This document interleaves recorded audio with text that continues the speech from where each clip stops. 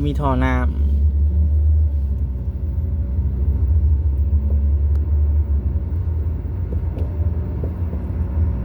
กำลังกลับสวรรค์แล้ว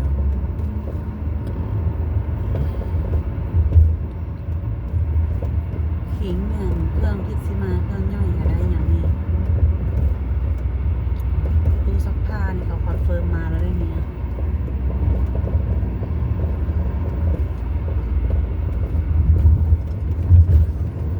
เข้าสะพานแล้วข้ามสะพานแล้ว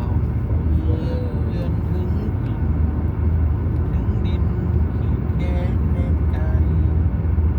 ปากเซสวยกับใจ คำหาเบิ่งให้เด้อค ไทยไฟหา ำมี2 พันนั่นแหละแค่พันนึงเดี๋ยวจะส่งรายละเอียดให้เบิ่ง นกให้บอก ค เป็น ว อยู่ น้ำของหยกหมด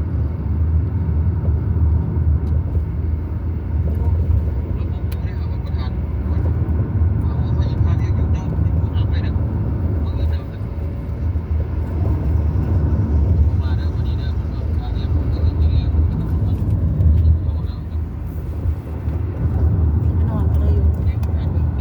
เมื่อแล้วตัวเอง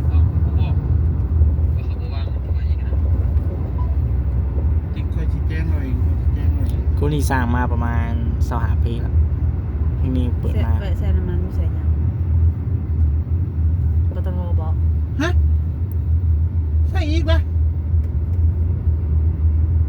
จะใส่แต่เมื่อวานนี้พุละวาร้านหนึ่งอะเดี๋ยวมื้อเช้านี่ใส่อีกบ่ ไปกลับได้อยู่ตี โอ้เจ้ากระว่าสร้างว่าเนาะ กระเบิดก้อนแล้วน้ำมัน เจ้ากระสุกซะแอดสั่งเลยลุงเอฟเขาจะบอกให้ บนเข็มโอ้239 เมตร239 กิโล แล้วจะสวรรค์ปักเซเขาได้จักร้อย 240 ปลาย ลุงมึงนี่เนาะ ปกติบนเรือมันคนมันพร้อมแล้วก็เอามันอันนี้มาแจ้งแล้วจะได้ก็ว่าค่อยว่ามี ได้ไปใส่อีก500,000ทันนะ อะไรได้ไหม เงื่อนไผอยู่หลังเลย ยังบอกเขาโอนเงินนะ เงื่อนอีดาวบอก เอาติ๊กมึงก็เขียนบินมาชี้จากไหนเราต้องการบินกับ QR code ส่งมาให้กูเราก็เขียนมันให้เจ๊ของอุ่นเราอุ่น ก็ ให้ ยากกว่านะยุบริษัทดาวเฮืองบ่ลูกเฮืองที่เจ๊ดาวบ่ ฮัลโหลดาวบนลูกดา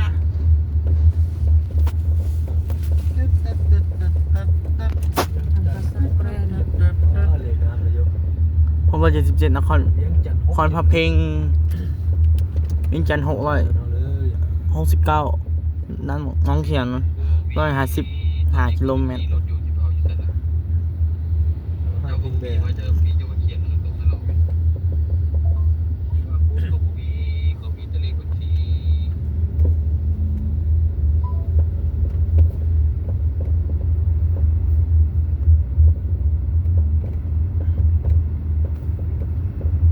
เขาผ่านตลาดใหญ่ตลาดใหญ่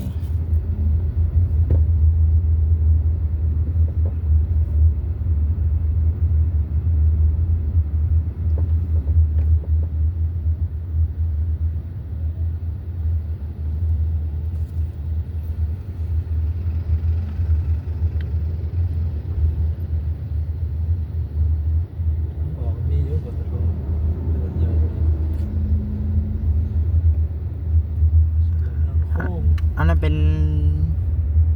สนามกีฬา เลี้ยวซ้ายธรรมดามึงเลี้ยวซ้ายผมอีก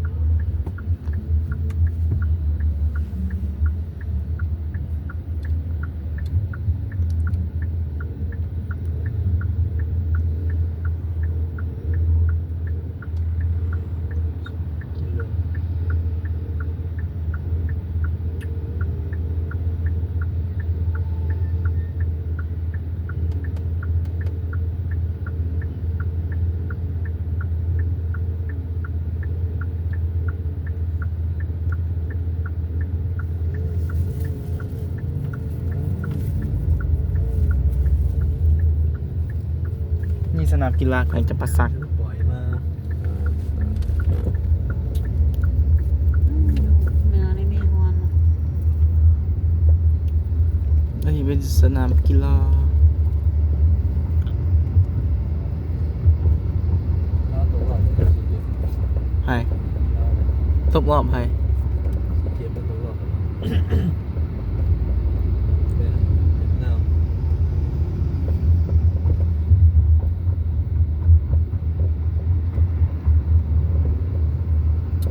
มือแรงบ่ได้ไปบุญบรรทานแล้วแมันอยู่เรียบเทียมมาส่งอยู่เวียงเลย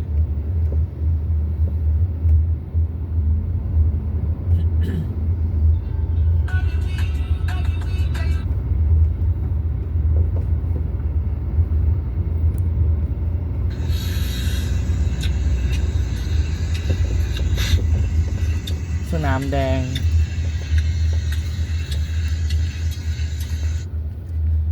หน้าตาอาจจะดูขี้ริ้วขี้เหร่แต่เป็นปลาที่มีรสชาติละมุน ความหายากอยู่ในระดับ 2 ดาวนะครับ นี่คือปลาบูหรือได้ชื่อว่าราชาปลา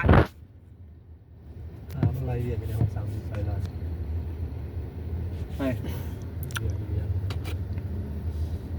เป็น50,000เล่นได้ว่าได้ก็สิ เฮ็ดเมียง ก็เอ็บวกบวกบริวารของ ปลาน้ำจืด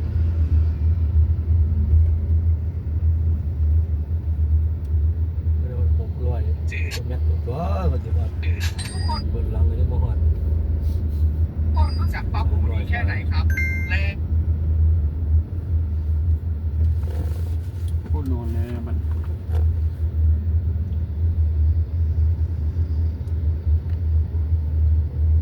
ยังกัน แอร์ของมันก็คือ ก็ไปทั้งหัวเลยเลี้ยวไปนะ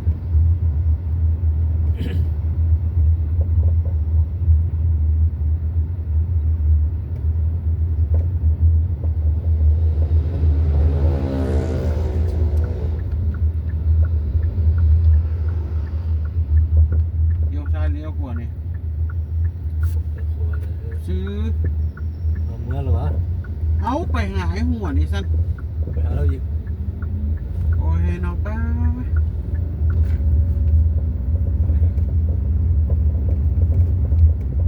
อันนี้ขวดไซโดนบ่ เร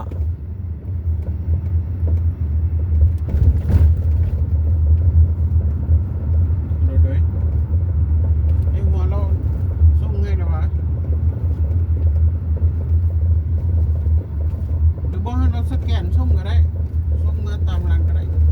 ส่งมาบนแอปเลยก็ได้แม่นเราก็เมือ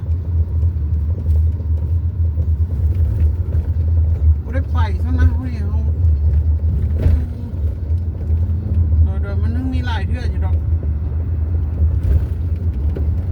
เอามาให้เรียกอยู่นี่เขาแห้งเสียนั้นดูเอามือเศร้านี่นกกระโหนนี่เขาลากสองแล้วแมน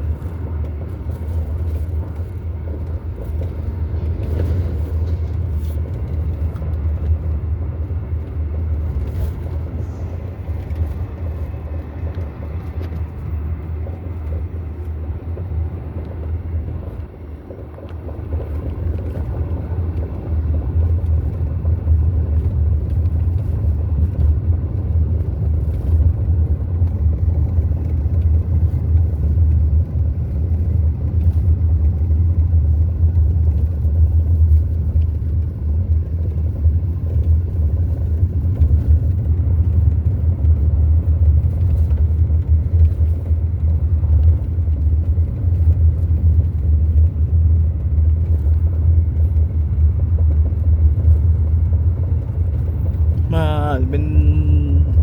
อันนี้บนแหล่งท่องเที่ยวใหม่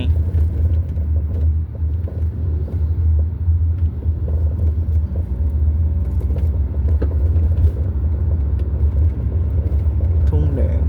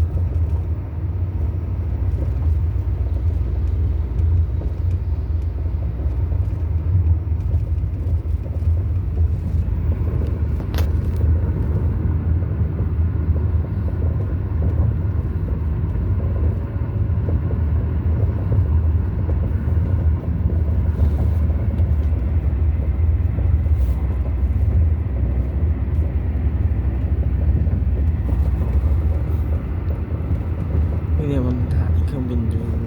วัดภูก็กำลังเดินทางจากเมืองจากเมืองปากเซไปสู่สวรรณเขต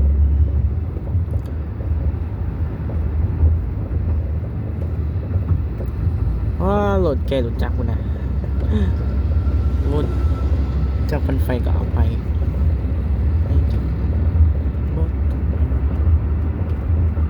ก็เราจะย้ายมาเลนนี้รถเก่งจะมาอยู่โซนนี้ถ้ารถบรรทุกก็มาอยู่พอยแต่ปีก่อนเนี่ยผมมา15นี่ว่าผมมานะครับ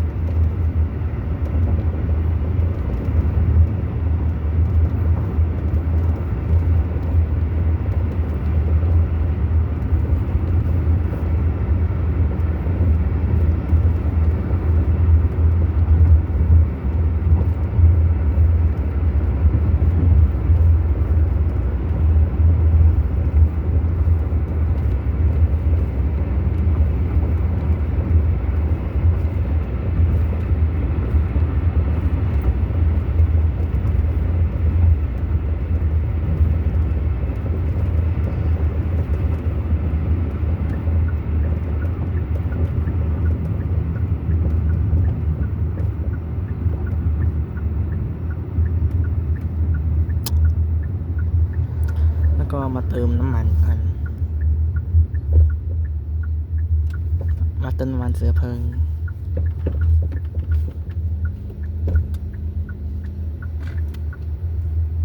ของคนไทย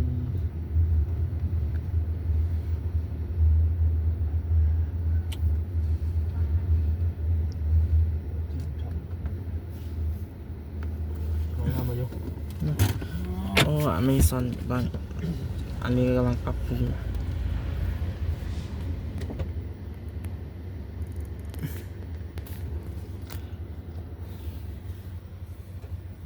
นอนเลยก็ได้คนนอนเลย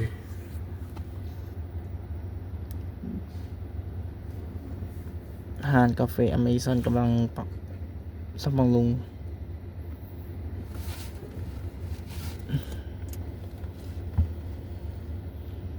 ขอเอาภายในความบ่สะดวกปลอดภัยไว้ก่อนเขตกำลังก่อสร้างคนนอนขอก่อนครับอนุญาต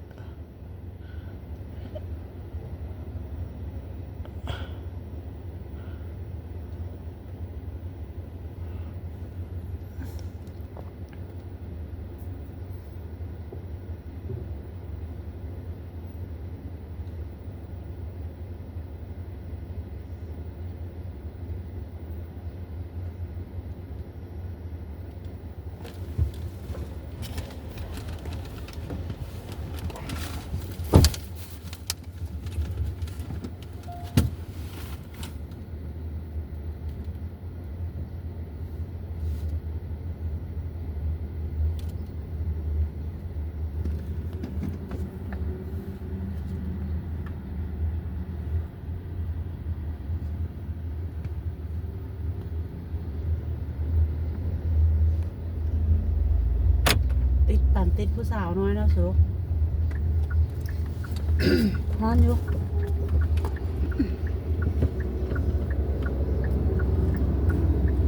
แต่มันเกิดทาดไฟอยู่เลย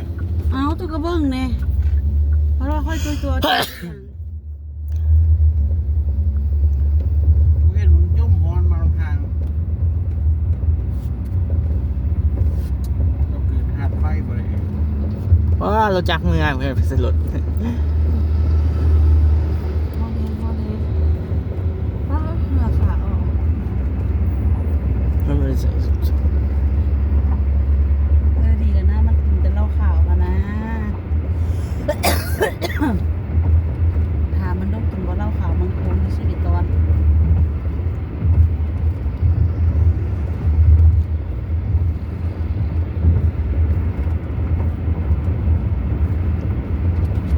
ยันง่ายเว้ยว่าไงแบบนี้ได้บ่ ไม่ได้ ดึงขึ้นดู ดึงขึ้น บีบแบนขึ้นดูหน่อยนะงั้นโอ้ยค่อยบริฮอนนะค่อยฮอนแดด